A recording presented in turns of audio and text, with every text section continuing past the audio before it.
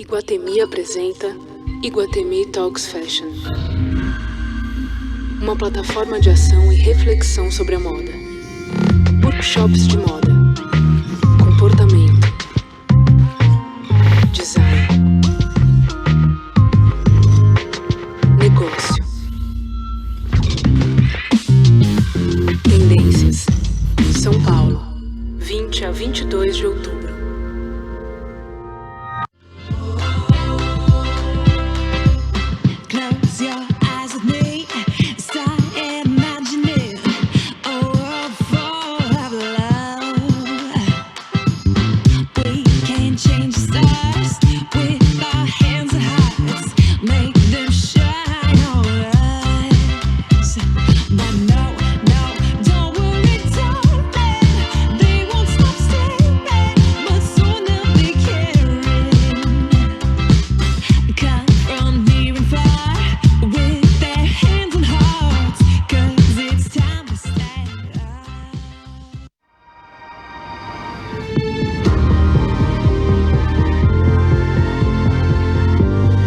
Audi e-tron Sportback, totalmente elétrico. Oi, pessoal, sejam todos muito bem-vindos novamente ao terceiro e último dia do Iguatemi Talks Fashion, a 4ª edição. Eu quero dizer para vocês que a gente vai começar o segundo workshop. Espero que tenham curtido muito o primeiro, eu aprendi bastante. E antes eu quero lembrar que se vocês forem postar o conteúdo que prepararam durante o evento, não deixem de usar a hashtag Iguatemi Talks Fashion. E mais uma coisa, para quem ainda não sabe, o Iguatemi tem seu próprio e-commerce, então acessem o perfil Iguatemi 365 e conheça melhor as marcas nacionais e internacionais exclusivas. Hoje o e-commerce está com 10% off, basta usar o cupom 365TALKS. E vocês podem participar dos workshops e devem, inclusive, mandando perguntas para os convidados. Basta acessar o box que fica à direita da sua tela, preencher os dados e enviar as perguntas. Agora sim, o assunto é YouTube.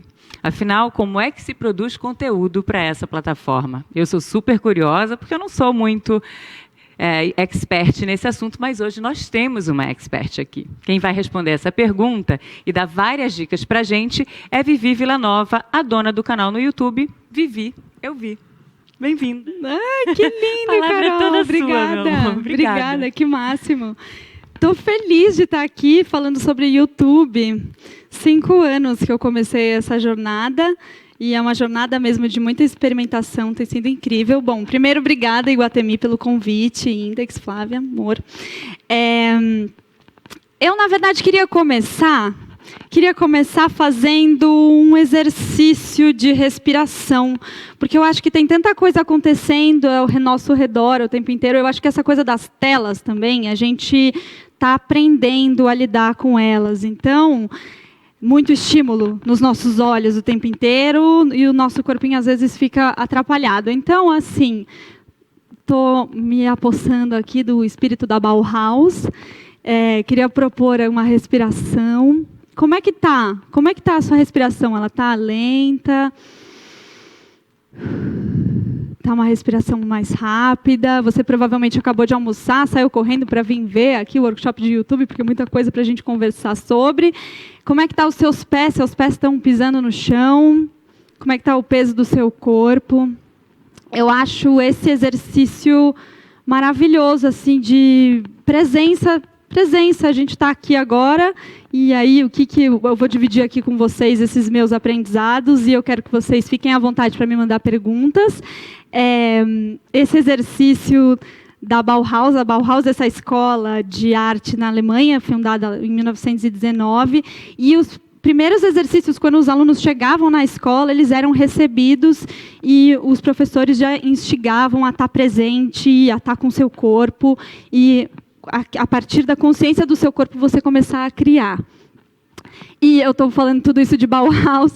Para quem não me conhece, eu tenho um canal no YouTube, chama Vivi Eu Vi, que é um canal de arte.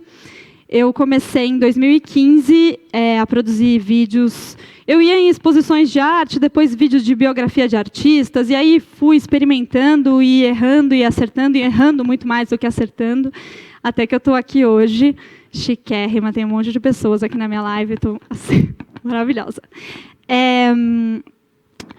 Todos os ensinamentos, na verdade, ensinamentos não, o que eu vou compartilhar aqui hoje é muito mais perguntas, porque eu acho que a vida é meio isso, né? Perguntas que a gente fica tentando responder, e acho que na internet também, desde que eu comecei em 2015 até hoje, tudo mudou e muda o tempo inteiro.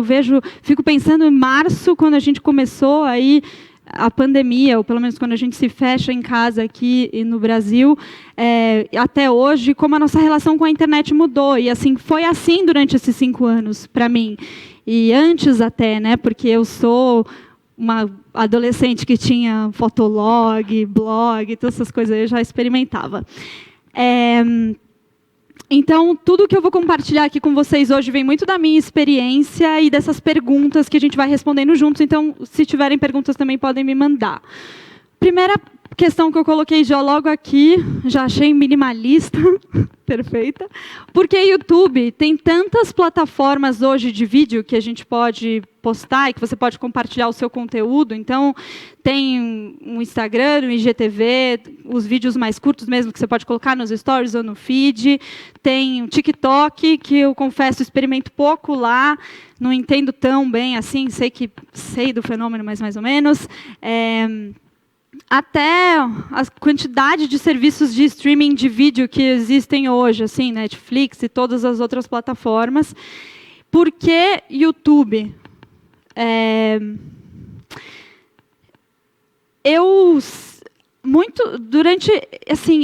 Para mim também o YouTube foi meio intuitivo, talvez o que estava próximo de mim. Eu vou compartilhar um pouco do meu processo, mas o que eu sentia, assim, muito delineado durante essa pandemia, que parece que a gente descobriu ou redescobriu a internet como, na verdade, foi quase como uma necessidade mesmo, a única maneira da gente se comunicar. E as pessoas começaram a produzir conteúdo incessantemente, assim, muita coisa a gente tinha disponível o tempo inteiro, muita coisa acontecendo. E eu que venho desse universo da arte, que é o lugar que eu estou sempre pesquisando e atenta, eu comecei a ver as instituições de arte que olhavam um pouco para a produção de conteúdo no digital, correndo atrás do prejuízo, assim, porque agora a gente precisa se comunicar no online, como é que eu faço? E eu acho que foi um momento de reação e que não houve esse tempo da gente respirar e se apaixonar pelas possibilidades do meio, sabe?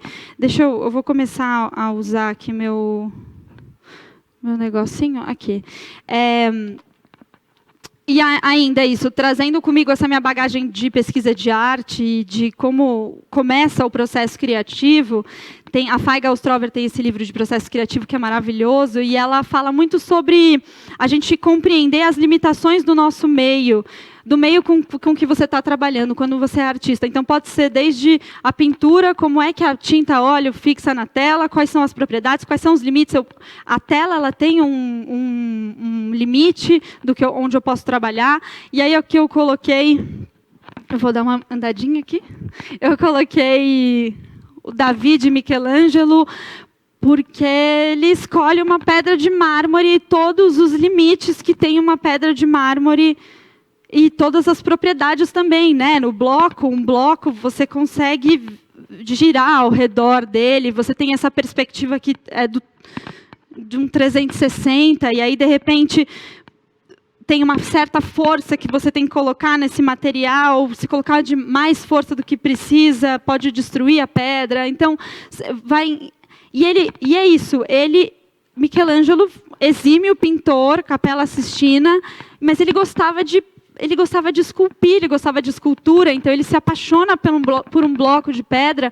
O Michelangelo mesmo, ele é um grande desafio, assim, porque era uma pedra que já tinha sido trabalhada, um bloco que não era suficiente para compor isso que ele estava se propondo, e mesmo assim ele vai adiante nesse desafio de olhar para esse material e experimentar com as limitações que ele tem, ou com as propriedades. As limitações no sentido não da falta, mas no sentido das potências, sabe?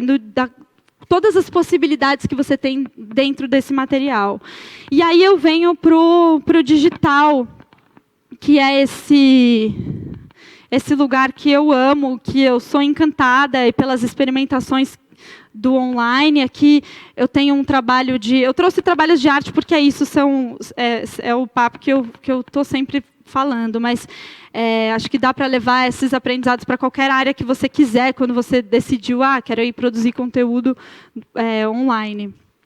A Amália Ullman é uma artista argentina e ela faz essa performance no Instagram, que é assim, eu amo de paixão, eu fico chocada como ela foi muito precisa na pesquisa dela sobre nosso comportamento. É de 2014 essa performance, no nosso comportamento nas redes, porque de repente a gente começa a postar um monte de coisa, uma selfie, um jeito, outro jeito, a gente movendo o nosso corpo de uma certa maneira e a gente não sabe muito bem por que a gente está fazendo isso, a gente vai reproduzindo o comportamento dos outros, achando bonito, também não sabe exatamente por quê, e incessante, assim, né? Essa produção dessas narrativas que a gente constrói de nós mesmos no digital. E aí ela vai ela começa esse perfil no Instagram com, sei lá, 0 seguidores e começa essa narrativa muito também no lugar do feminino, porque ela é muito atenta, assim, de, sei lá,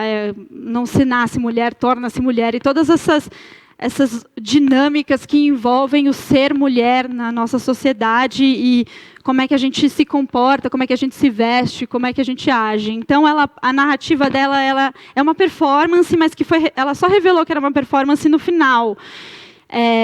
Então, ela começa sendo uma it girl, uma coisa meio rosinha, uma fotinho no espelho, uma coisa assim, hotéis chiques, uma coisa assim rica. E uma menina que veio de uma cidade pequena e vai conquistando o mundo. Isso é a narrativa que ela conta aqui no perfil do Instagram, é maravilhoso. E aí, essa menina vai conquistando o mundo e, de repente, ela vai ficando meio bad girl, assim, meio mais radical, talvez um pouco violenta. E aí, depois, ela se redime, vira uma coisa meio namastê suco verde e acabou a performance. Ela termina, e foi o último post, ela escreve fim. E aí ela conta que durante o processo ela já era artista, uma artista com galeria, as pessoas falavam: Amália, o que está acontecendo com você? Você está postando essas fotos assim super sensuais, você vai perder sua credibilidade e tal. E ela só, gente, esperem verás. E aí ela termina isso com 150 mil seguidores. E sempre foi uma performance, nunca foi a vida dela. Inclusive, é isso, assim, ela montou, cada daquelas fotos foi montada, foi programada para contar essa narrativa. E aí eu estou dizendo isso porque ela escolhe o Instagram, que teve já, né, um workshop sobre o Instagram antes, e aí, como ela é uma fotógrafa, e ela entende que para ela esse é o meio, e ela trabalha com as limitações desse meio e as possibilidades desse meio, até com a dinâmica desse meio. Ela usa a linguagem dali para se comunicar e para construir a narrativa dela. E aí eu chego no YouTube, meu amor, eu amo muito YouTube. A Petra também é outra artista, eu estou aqui, né? A Petra é outra artista que experimenta com o YouTube. Ela tem um canal, acessem lá, Petra Courtwright. São microvideozinhos dela há muitos anos. Tem uns vídeos de uns 10, 12 anos, eu acho. E ela experimenta o YouTube na materialidade. Então, acho que dá para dar play nesse videozinho. Vocês vão ver que é tipo, olhando, é meio que um nada. Ela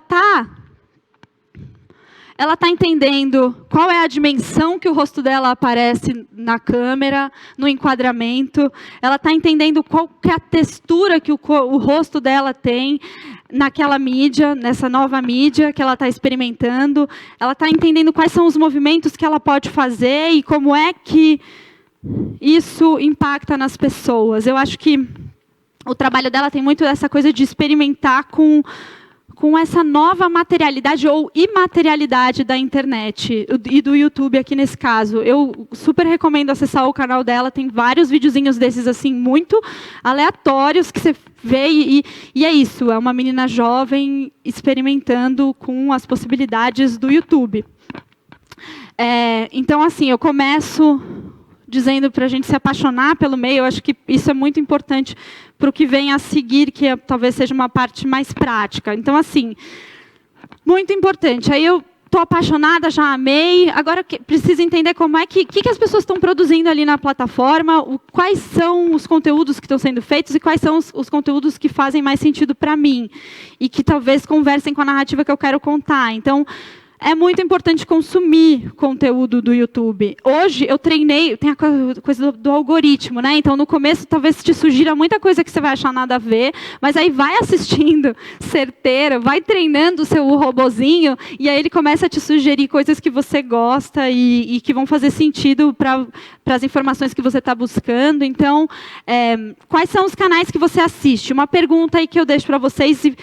Tenta pensar aí como esses canais influenciariam a sua produção do conteúdo. Eu vou contar muito a partir da minha experiência no início, que eu comecei a assistir muito YouTube, em 2015, quando eu comecei a fazer o canal. Um pouco antes de começar o canal, eu estava assistindo muito, assim, eu estava assistindo tudo, estava vendo tudo que estava sendo feito, como é que as pessoas se comunicavam, e foi, inclusive, nesse lugar da comunicação que eu me encantei. A primeira pessoa que me abraçou assim foi a Kéfera. A Kéfera, acho que hoje em dia ela deve fazer bem menos vídeos, mas ela está desde o início no YouTube. Era uma menina muito jovem, ainda acho que ela não tem nem 30 anos, mas era uma menina muito jovem que ela tinha milhões de seguidores, e ela abria a câmera dela e contava histórias engraçadas, fazia umas sketches, e ela falava de um jeito tão informal e como se ela fosse uma amiga mesmo. A minha sensação era de que eu assistia o vídeo dela e eu achava que ela era minha amiga. Eu achava que eu, se encontrasse ela na rua, eu falava: Kéfera, vamos ali tomar um café, porque, né? E eu cresci assistindo TV e eu, sei lá, assistindo a Xuxa. Eu nunca achei que eu era amiga da Xuxa. A Kéfera, ela me dava isso, assim. Então, eu achei genial a maneira como ela se comunicava. E ela tratava desse assunto que era, sei lá, aleatoriedades da vida. Mas essa comunicação, ela se espelhava por vários outros nichos. É uma coisa do YouTube mesmo, que me encantou. Esse aqui é The Art Assignment. Eu acho que é um dos primeiros canais de arte que eu fui impactada. E a Sarah Green, ela é uma pesquisadora, ela trabalha num museu nos Estados Unidos, então é uma estudiosa de arte, e ela tem uma edição muito bonita, assim. Ela coloca as imagens, tudo muito limpo, eu ficava muito atenta a como ela editava e como ela contava a história da arte mesmo, porque ela faz vídeos de história da arte, e eu ficava vendo como é que ela ia na linearidade daquela narrativa, inserindo as imagens e como ela conduzia. E aí também começa aí a minha compreensão do meio e o que eu começava a sentir falta. Aqui na Sarah Green, por exemplo, eu achava que ela se comunicava, ela se mostrava pouco. Diferente da Kéfera, que estava ali inteira, se mostrando dentro de todas as suas vulnerabilidades e questões, a Sarah, ela se preservava como uma figura mais institucional. E eu achei que isso, de alguma forma, me distanciava do conteúdo que ela estava produzindo, ainda mais que é arte, e arte já normalmente a arte ela está num lugar distante de nós. E aí eu já comecei com esse olhar meio crítico no sentido do que o que valia para mim, assim, e o que eu levaria para o conteúdo que eu ia produzir. O Casey Neistat é um cara assim, workaholic, pesado. Ele fazia vídeo todos os dias, insano, todo dia uns vídeos mega produzidos. Só que ele era um mega maior entusiasta de YouTube que eu encontrei, assim, de primeira.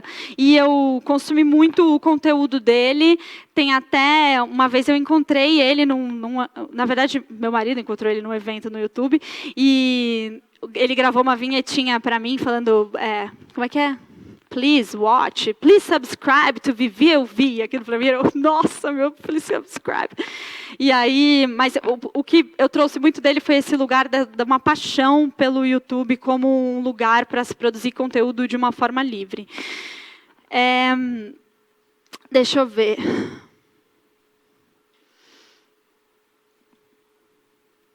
virar aqui minha pagininha. Muito bem, acho que essa é a primeira lição de casa. Consumir o YouTube, se apaixonou pelo YouTube, já sei o que as pessoas estão produzindo ali, e aí agora eu volto o meu coração para mim mesma e a minha respiração, porque eu acho que o processo também é isso, você vai e você fica voltando, você vai e fica voltando. Eu comigo foi muito assim. E é assim na vida. Qual é o formato que faz sentido para a sua narrativa? Então, tem vários formatos possíveis. Então, tem desde você sentar na frente do seu sofá, abrir a câmera e começar a falar. Você pode, se é um vlog, um conteúdo de viagens, você sai na rua com a sua câmera. Se é um conteúdo de entrevistas, qual é o formato que faz mais sentido para você? Na questão da narrativa, como você vai construir a sua história, qual é o melhor formato para você construir a sua história. E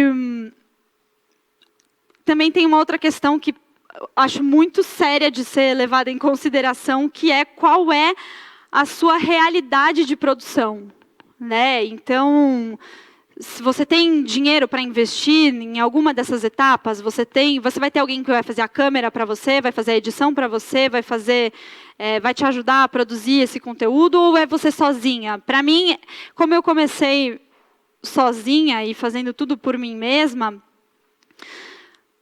eu compreendi que ninguém ia ser tão entusiasta do meu projeto quanto eu. E aí, eu tinha que fazer de uma maneira que eu conseguisse realizar o processo do começo ao fim sozinha, sem depender de pessoas e sem ter dinheiro para gastar, porque eu não tinha dinheiro para gastar. Então, eu fui me adaptando, eu fui pegando para mim os formatos que coubessem nessa minha realidade, tanto das narrativas que eu queria contar, que no caso era da arte, eu queria me aproximar da arte e assim construir uma rede de pessoas que também gostassem de arte, que conversassem de arte comigo. E eu também não tinha nenhum real no bolso. E aí eu vou contar um pouco dos primeiros formatos que eu experimentei, e talvez para vocês façam sentido, talvez não, mas fica aí essa provocação, assim, de dentro dos formatos, qual formato faz sentido para você. Então, o primeiro vídeo que eu fiz, eu peguei minha câmera, que eu acho que era do celular mesmo, e fui num museu. E aí, eu estava andando pelo museu, e aí eu ia passando pelas obras e falando. E assim, no começo, eu nunca tinha feito um vídeo na minha vida. Então, o primeiro vídeo que você vai fazer, se você não é habituado a isso, provavelmente vai ser um vídeo horroroso. E você vai estar muito travado, vai ser muito estranho, você vai ficar constrangida com você mesma, mas assim, insiste que vai melhorando. Aí eu ia passando de quadro em quadro, falando, nossa, esse aqui eu achei legal, esse quadro, achei bonito. Aí eu passava no outro, esse aqui fiquei com um pouco de medo, fiquei angustiada. Nossa, eu saí dessa exposição, e era assim, era uma coisa bem vlog, assim, saí dessa exposição me sentindo, nossa, estou vendo a humanidade de uma outra maneira, e achei muito bonita e tal. Uma coisa muito espontânea e muito fácil. Foram os primeiros vídeos que eu postei, foram nesse lugar, assim, de ir nas exposições e dizer as minhas impressões sobre as obras, assim. E como o espaço da arte, o espaço institucional do museu, às vezes é tido com muito receio, as pessoas ficam com uma aflição de que, vou entrar ali no museu, vou falar qualquer coisa sobre aquele trabalho, vou falar certo, vou falar errado. Esse lugar do certo e errado na arte, ele contamina de uma maneira que restringe a gente de se aproximar da arte. E foi justamente essa minha primeira motivação, assim, de criar um ambiente para mim em que o meu certo e o meu errado estava tudo bem, eu ia só sentir e viver e ter algum tipo de senso em relação a mim mesma e aquele trabalho. E aí, foi justamente nesse lugar que eu comecei a encontrar a minha comunidade. Para mim, a grande mágica do YouTube é a comunidade, assim, que hoje eu tenho milhares, 200 mil amigos que gostam de arte, que podem sentar aqui na minha frente e conversar comigo sobre os sentimentos que eles tiveram sobre uma obra, ou os não sentimentos, ou os estranhamentos, os amores. E para mim, isso é a minha maior conquista, assim, nessa minha jornada de internet. Ter me aproximado tanto de pessoas que têm interesses em comum com os meus. E aí, então, foram esses os primeiros vídeos que me colocaram nessa facilidade de contato com as pessoas, porque elas também vão no museu e acham uma obra bonita ou feia, sem tantos, talvez, um preparo de uma linguagem específica da arte.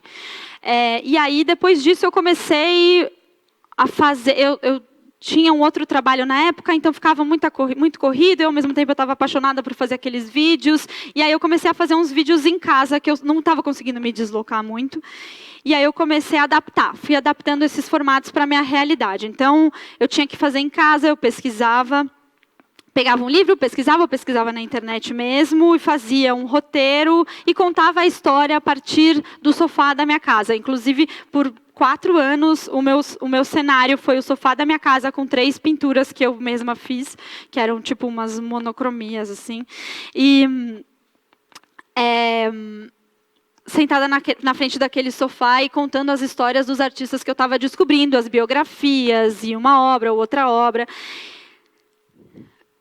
Naquele formato que é isso, assim, fui entendendo que era o mais viável para mim naquele momento. E aí, tem uma coisa da internet, do algoritmo, que ele é esse monstrinho insaciável, assim. Uma vez que você está postando, ele não quer que você nunca mais pare de postar. Então, eu vou chegar nessa parte um pouco mais prática, que são as tal das boas práticas do YouTube, mas essa frequência na postagem é importante. E aí, eu não vencia fazer tanto roteiro e fazer tanta pesquisa. E eu tinha um grupo no Facebook que as pessoas postavam notícias.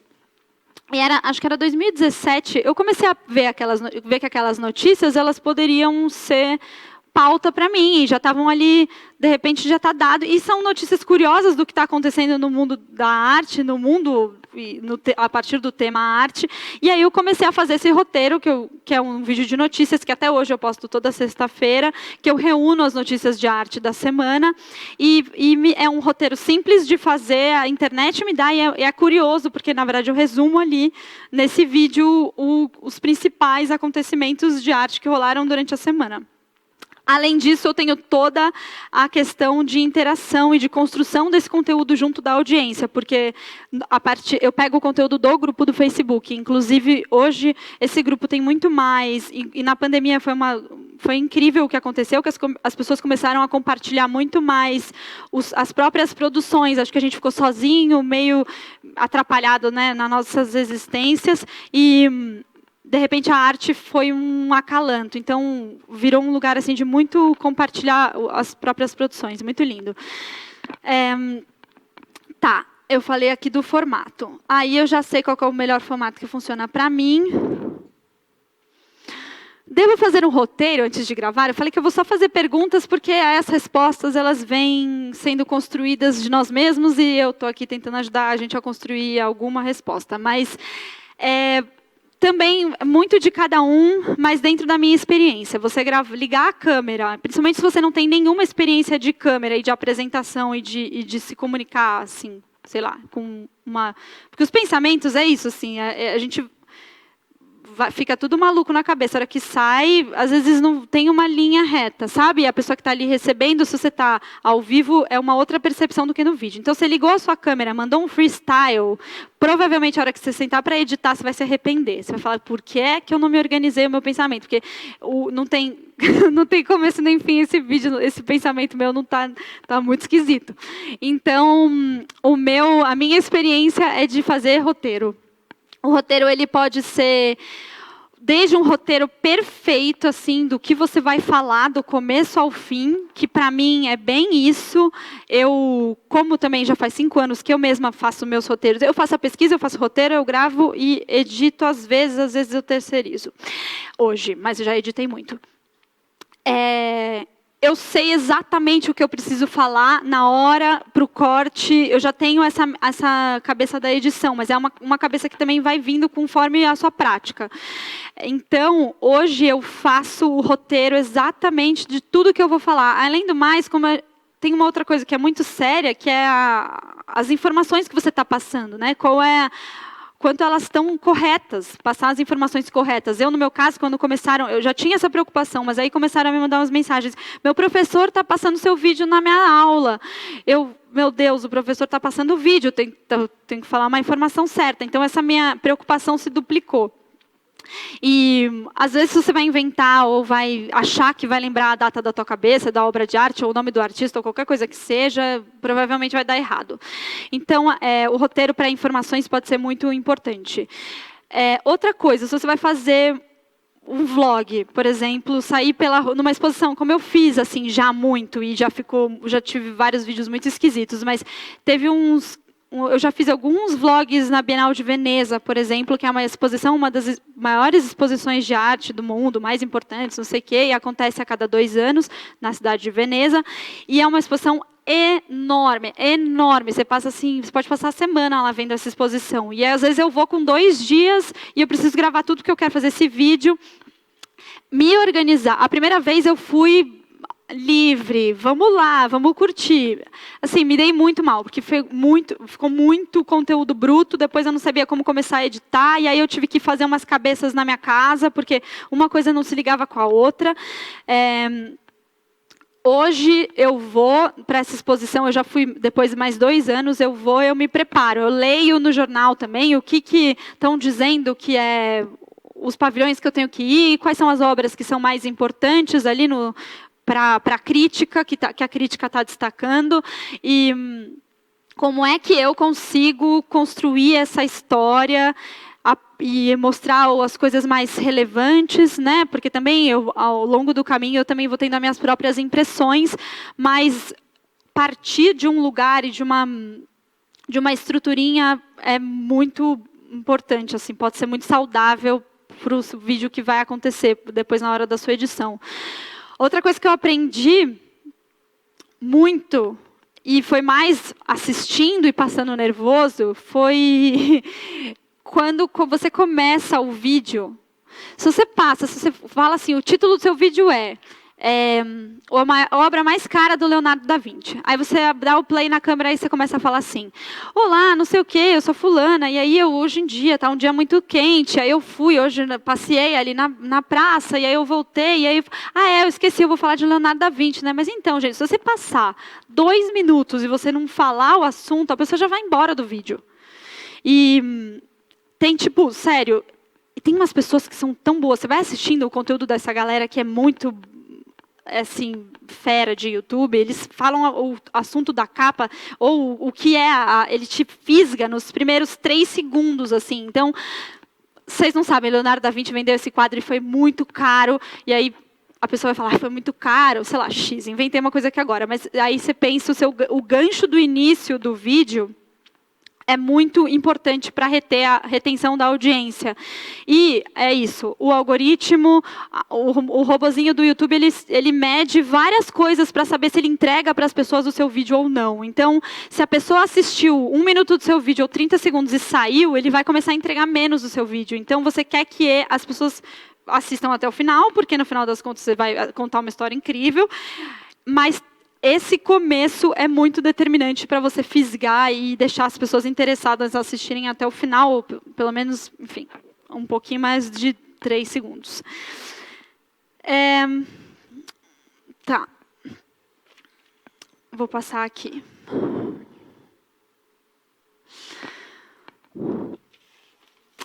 É como eu disse um pouco antes, assim, qual é a sua realidade de produção? A gente está aqui fazendo essa live com 3 câmeras, tem um monte de gente, um monte de computador, assim, é uma estrutura incrível.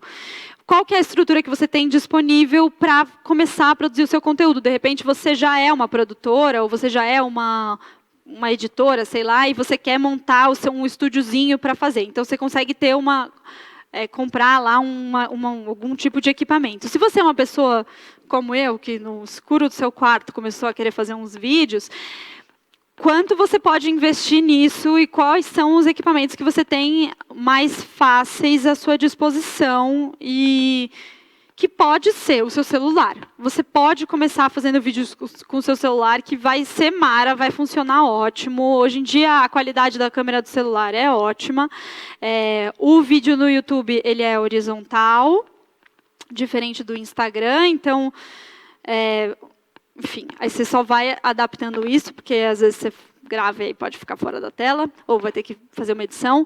Essa câmerinha é uma câmerazinha de vlog que eu uso há muitos anos, assim, eu até tenho uma câmera melhor, assim, que mais tecnológica, mais robusta, mas ela me dá muito trabalho, e aí assim, você vai entendendo onde você é bom, onde você vai colocar mais da sua energia, porque já que você tem que ficar postando conteúdo toda hora, e você quer também postar, e você quer focar nas coisas que você é melhor, então,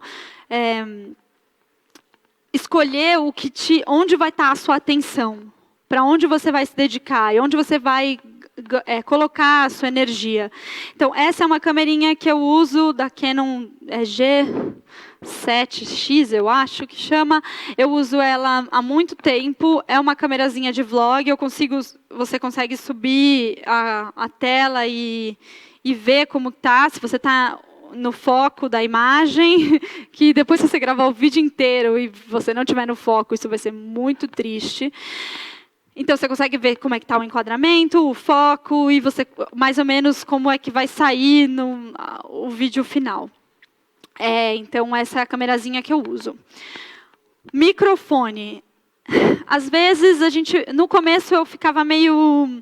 Será que eu preciso de um microfone? Mas, assim, não dá para assistir, é muito duro assistir vídeo com o áudio ruim. As pessoas vão embora. Então, acho que se tem mais ainda do que você investir na câmera, é investir no microfone. Esses microfones, eu uso esse microfone que é um rodzinho de celular mesmo. Então, é uma lapela, então eu coloco aqui a lapela e pluga no celular e bota no gravador. E eu faço isso mesmo no sistema Palma. E eu acho... se é para investir um dinheiro, o microfone é um bom lugar, porque o vídeo com ruído, chiado, ou que se fica aquele abafado de banheiro, a pessoa que está assistindo, ela às vezes nem sabe por quê, mas ela começa a passar um nervoso, ela nem sabe por quê, e é porque o microfone, o áudio está esquisito. Então, acho que esse é um bom investimento. Luz. A iluminação também, assim, se você tiver possibilidade de comprar um LEDzinho, eu, por muito tempo, gravei com esse... Nossa, tem inclusive, a tela dessa... É uma luz, né? Eu, por muito tempo, gravei com esse LEDzinho, assim, um LEDzinho bem simples, pequeno, assim, e eu errava muito calibrando a luz, assim. Então, às vezes ficava estourada na minha cara, assim, ou às vezes ficava meio laranja. Essa parte técnica nunca foi muito o meu forte e nem muito o lugar onde eu tinha vontade de doar minha energia. Então, eu ia arrumando as saídas mais práticas, assim. Vocês estão vendo, meu equipamento é o mais simples possível. Quer dizer, dá para ser mais simples, mas bem simples. Então, por muito tempo eu usei esse LEDzinho. Hoje eu estou usando um chroma key, porque por conta da pandemia eu desmontei o estúdio que eu tinha, o cenáriozinho que eu tinha no escritório, e aí eu falei, e agora? Vou inventar um cenário novo, e aí eu coloquei esse chroma no quarto da minha casa mesmo, e aí eu tenho um set de luz que são 3 caixas de luz, assim, que já é um pouquinho mais elaborado, mas para o chroma é importante porque para você conseguir cortar, ainda que o meu eu fico ainda com o cabelo verde, assim, mas para você conseguir se cortar e aplicar a imagem atrás, a iluminação é importante. Essa coisa do cenário também. Bom, a iluminação, uma última coisa, que às vezes você pode ter a sorte de, na janela da sua casa, ter uma luz incrível, e aí você nem vai precisar de nenhuma luz. E aí você só grava na frente da janela e tá mara. Essa coisa do cenário, eu acho que é interessante montar um cenáriozinho, assim, o mais simples que você tiver disponível e que de alguma forma converse com a narrativa dos seus vídeos, e que pode ser no meu caso, que era esse sofá, que eu coloquei os 3 quadrinhos, depois eu fiz um estúdio que era um pouquinho maior, e aí hoje com o Chroma, e eu estou bem feliz com o Chroma, na verdade, que é uma coisa meio TikTok, assim, então estou feliz com o meu Chrominha.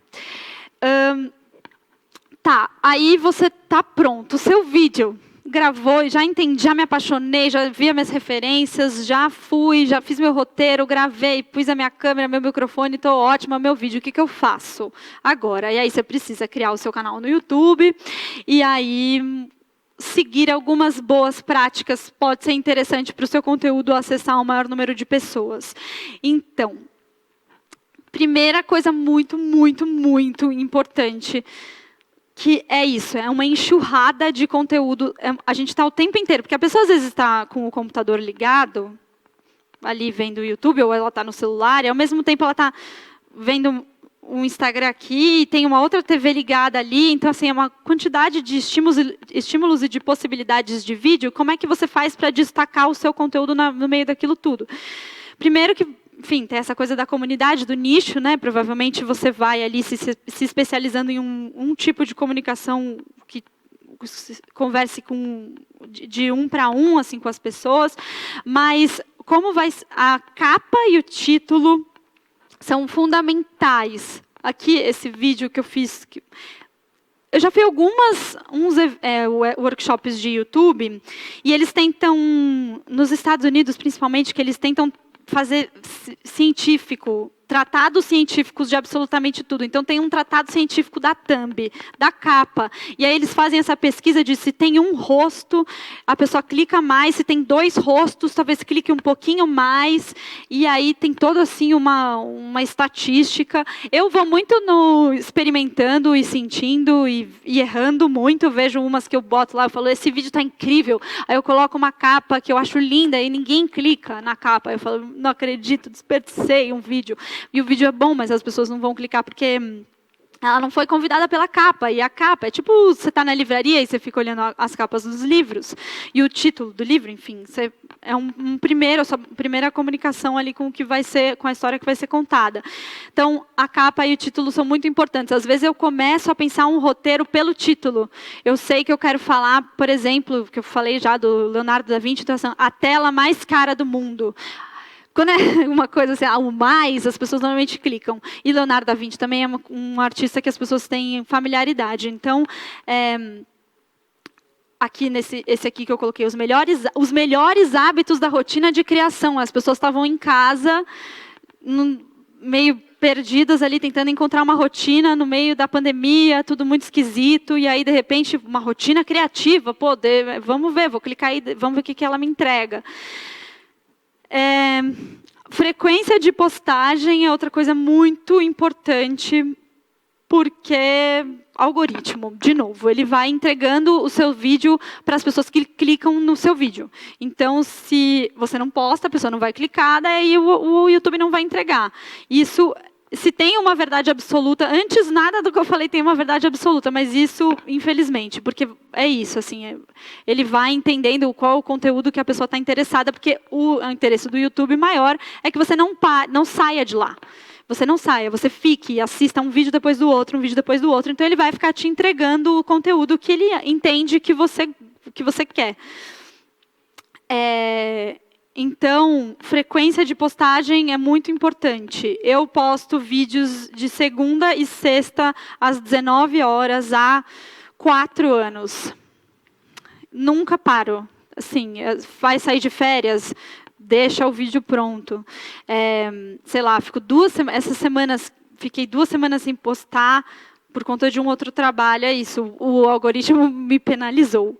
E aí, quando você posta, ele não entrega para as pessoas. Então, isso é meio duro, porque você está, às vezes, exausta. Mas aí também, acho que tem que escolher as batalhas. Todos segunda e sexta, às 19 horas, há 4 anos. E eu, antes, postava 3 vídeos por semana, daí ficou impossível. Mas quanto mais você postar, melhor. Se você puder postar todos os dias, tipo o Casey Neistat, que é aquele cara que eu falei no início, ele postava todos os dias. Era, assim, uma coisa enlouquecida, um horário meio parecido também. Enfim. E aí, a interação com a audiência, porque quando você posta o seu vídeo, você é você sozinha ali, você produziu, você estava sozinha no seu quarto, você inventou uma história, você gravou, editou, aí você coloca no YouTube, e como as pessoas vão reagir a esse conteúdo? Eu sempre, assim, para mim, essa parte da interação com a comunidade sempre foi muito importante e um lugar que eu dediquei muito tempo. Tanto que eu tenho o YouTube, no início eu respondia todos os comentários, eu fiz amigos, assim, muitos, por conta dessa troca. E aí você vai entendendo o que as pessoas, também na sua comunicação, sabe? Você vai entendendo qual do seu conteúdo que é mais interessante, o que as pessoas têm mais vontade de saber, como você se comunica, quais as palavras, os gestos, o movimento que as pessoas compreendem melhor, os assuntos que elas estão mais dispostas a ouvir também.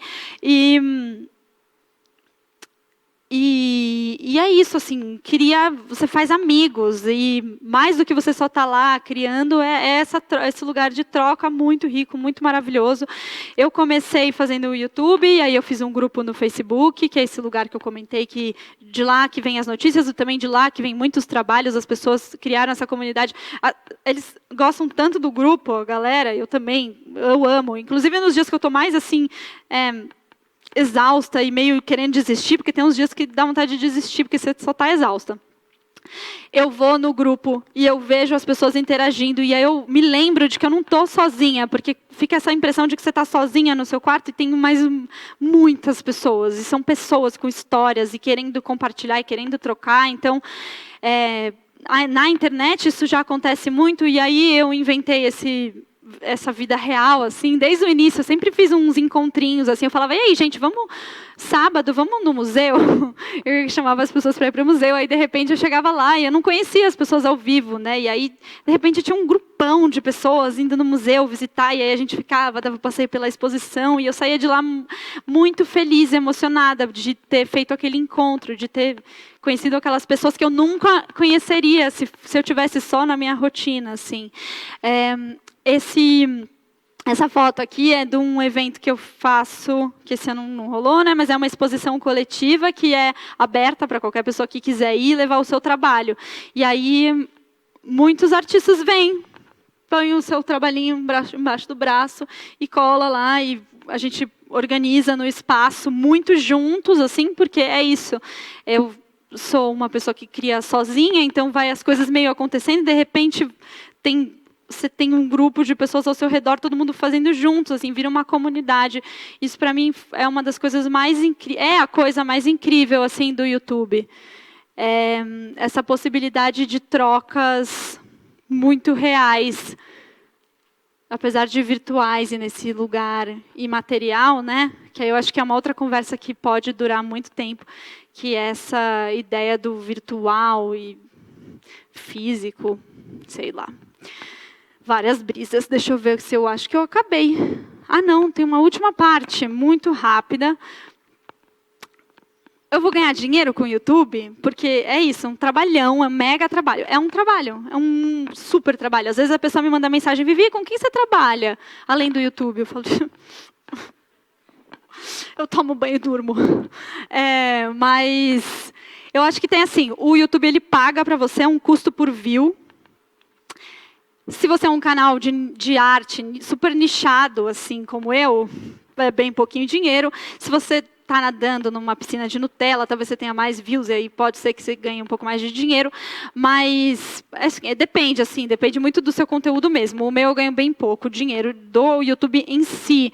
Aí tem algumas outras possibilidades. Assim, você pode abrir aqueles programa de as pessoas te patrocinarem, tipo Patreon e tal. O próprio YouTube tem um clube de canais que eles chamam, inclusive eu tenho isso e funciona, é super legal. Inclusive, como comunidade, eu faço um clube do livro de arte, que as pessoas leem, a gente lê um livro por mês e se reúne para conversar, é super legal, e aí as pessoas pagam, tipo R$7, é bem acessível.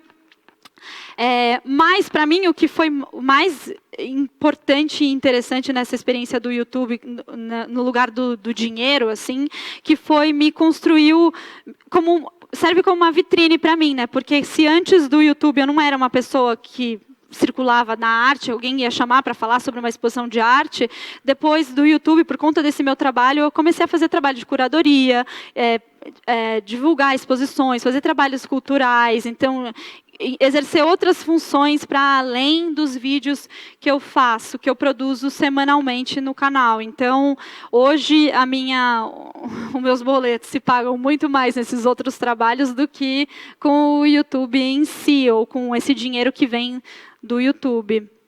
Mas eu acho que pode ser... Eu tenho algumas pessoas que eu conheço que têm canais e têm estratégias muito interessantes, assim, tipo a Doma, por exemplo, que é uma amiga arquiteta, a Patrícia.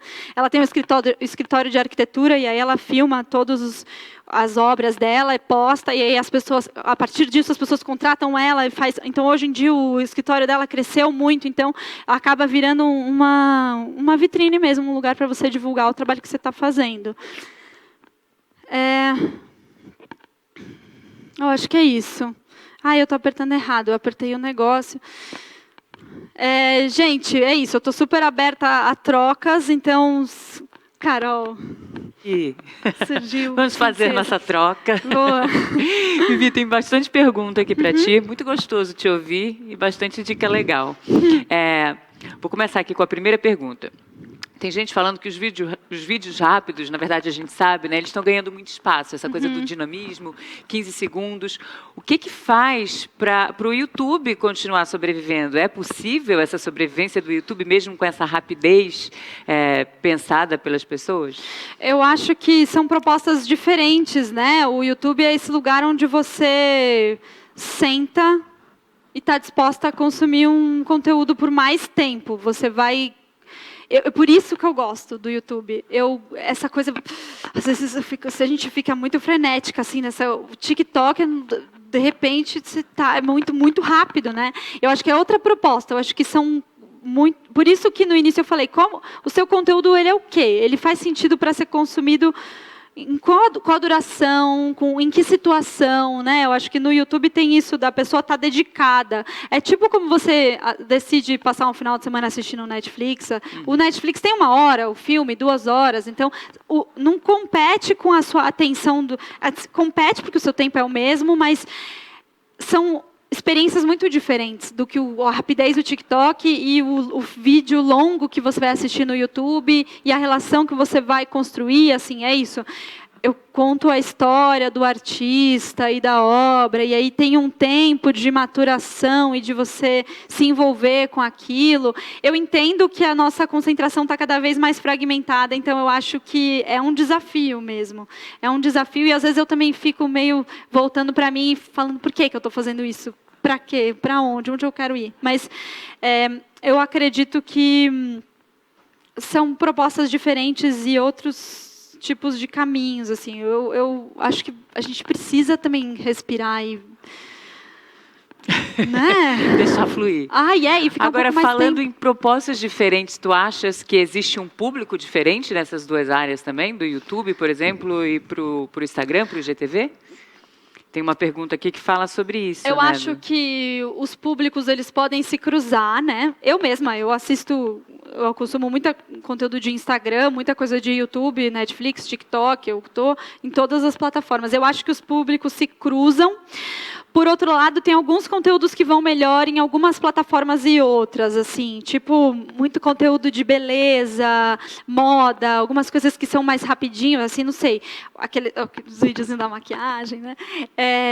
Eu acho que tem bastante, inclusive, é uma questão, assim, para o YouTube, porque muitas das criadoras que começaram fazendo vídeos para o YouTube migraram para outras plataformas, principalmente o Instagram. Então, eu acho que é uma coisa que a gente vai vivendo e entendendo. É muito do teste, né? E de você se adequar. Para o teu canal, por exemplo, para o teu processo criativo, ele é direcionado para o YouTube? Existe um processo criativo para o YouTube e um para o IGTV, por exemplo? Existe. O meu tempo principal é todo do YouTube, porque eu acho que para o conteúdo que eu desenvolvo faz mais sentido. Ali é um tempo que... Eu acho que a pessoa tem que estar nesse mood já, com esse sentimento mais de vou sentar aqui e passar um tempo assistindo esse vídeo, para até conseguir se conectar, assim, para mim...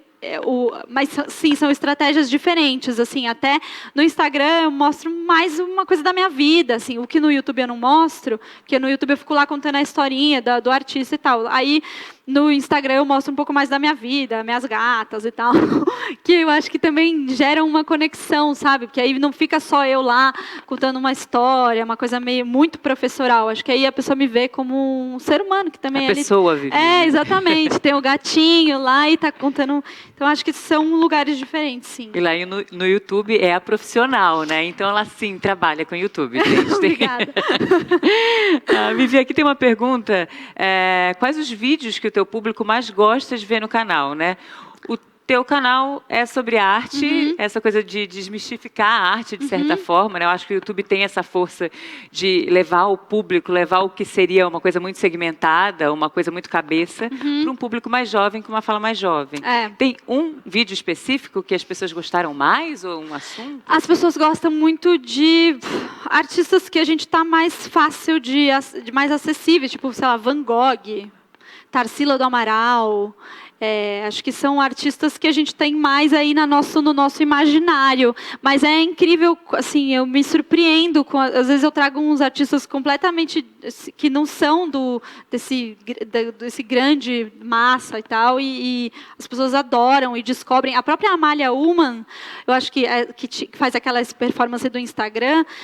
Eu fiquei tão maravilhada com ela a primeira vez que eu vi, era lá em 2015, 2016, que eu fiz esse vídeo tão assim em choque, que eu falei, gente, e o Instagram, a gente vivendo o Instagram e meio perdido no Instagram, e ela faz isso. As pessoas paravam na rua, assim, eu vi o vídeo da Amália Ullman. Qual a chance, sabe? Eu acho isso maravilhoso. Mas eu acho que tem um formatinho que eu tenho lá, que é 50 fatos, que é uma tag do YouTube. Tipo as tagzinhas de TikTok, também existem as tagzinhas de YouTube. As pessoas contam 50 fatos sobre si, para contar quem é você. Aí, eu gosto de comer pizza, eu tenho X anos. Mas eu faço isso para os artistas. Então, eu conto 50 fatos da vida da Frida Kahlo, por exemplo. E aí, esse é um vídeo que as pessoas gostam. É quase que a imagem e a fala, né? A imagem lá no IGTV, aquela coisa mais rápida no Reels, e aí a fala você realmente explica, mas não deixa de ser rápido, né? Um vídeo de 10 minutos seria o tempo? Os vídeos de 10 minutos, E, inclusive, tem isso, assim, porque eu também, eu corto todos os meus respiros. Eu já falo rápido.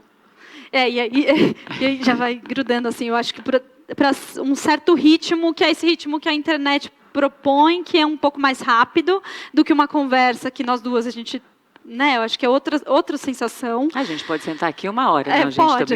A gente pode sentar aqui 1 hora. Mas aí, nos vídeos do YouTube, é isso, eu tiro meus respiros para ficar com um pouco mais de rapidez, até porque é isso, como a arte é um assunto que pode ser muito... A pessoa fala, ai, não, arte... Mas aí se eu começo a já falar assim, ela fala, ai... Nossa, dá para eu ficar. Então tem o tempo para pegar realmente o público, né? Tem, eu vejo que se eu começo uma onda muito assim, aí a pessoa já fala, ai, vou dar uma dormidinha aqui rapidão. Vivi, obrigada. Você foi super clara, Carol. Muitos ensinamentos. Tem mais alguma coisa que você queria falar? Nada, Tamara, obrigada pelo convite. Obrigada. Prazer.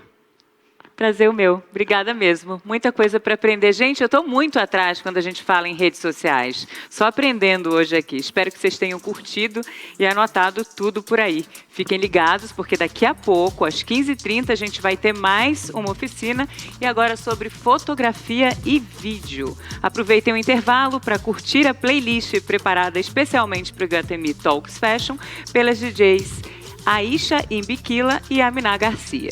E se vocês ainda não visitaram o e-commerce do Iguatemi, acessem o perfil Iguatemi 365, que está repleto de grifes nacionais e internacionais exclusivas. E hoje tem 10% off com o uso do cupom 365TALKS. Até já!